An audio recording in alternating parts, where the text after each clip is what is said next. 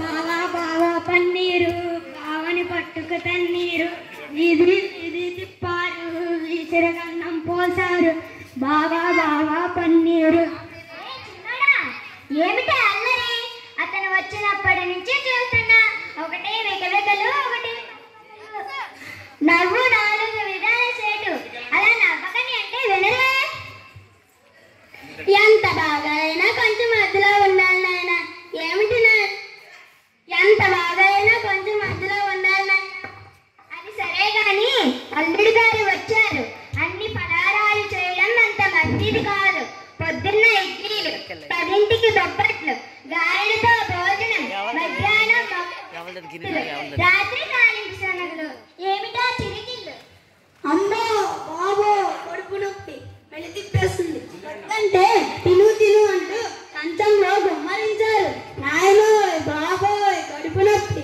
ఏమిటి నాయన బాధపడుతున్నావు? మీరు పెట్టిన గారెలు బూరెలు బొబ్బట్లు కడుపులో చేరి మీటింగ్ పెట్టుకుంటున్నాయి. నీకు వేరుశనగకాయలు తేగు అంటే బాగా ఇష్టమైనగా. ఇప్పుడైనా వేళకోళాలు దేనికైనా హద్దు పద్దు ఉండాలినా. కొంచెం అల్లం రసం నూనె నాయన.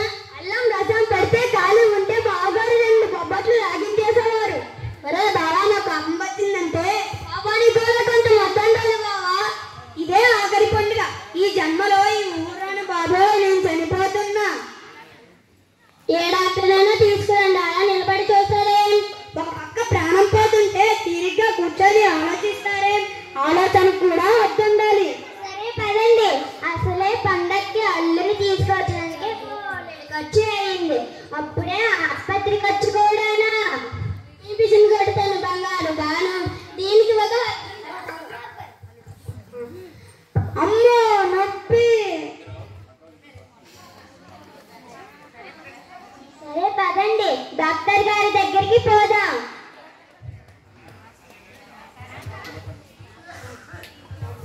అబ్బో బాబో ఏమిటండి ఆ గావు కేకలు? హద్దుపద్దు లేకుండా నేను బతకను బాబోయ్ కడుపు నొప్పి. ఇలా వచ్చి బల మీద పడుకో బాబు. మీరంతా కలిసి నన్ను బల మీద పడుకోబెట్టండి.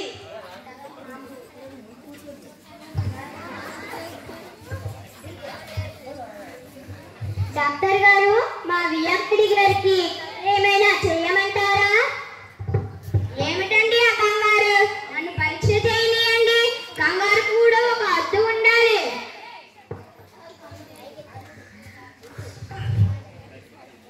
అన్నిటికీ హద్దులు ఉంటాయి కానీ నా కడుపు నొప్పికే హద్దు లేకుండా పెరిగిపోతుంది. వెంటనే ఇతనికి ఆపరేషన్ చేయాలి. కడుపులో ఏమిటి ఏమిటో చాలా కనిపిస్తున్నాయి. అయ్య బాబోయ్ ఆపరేషన్ అయితేనే బతకను. స్వయానికి కూడా కొంచెం వస్తుండాలి బావా. ఏమిటి ఆపరేషన్ చేయమంటారా? 1000 రూపాయలు ఖర్చు అవుతుంది. 1000 రూపాయలే? మీ ఫీజుకి మరీ హద్దు లేకుండా ఉంది. సరే కానివ్వండి డాక్టర్ గారు. అంతా మీ దయ, భగవంతుడి దయ. సరే సరే ఆపరేషన్ సిద్ధం చేయి. అయ్య బాబోయ్ ఎదురుకుండా రంగం ఏంటి? ఇదంతా చేస్తారా? ఏంటో కోస్తే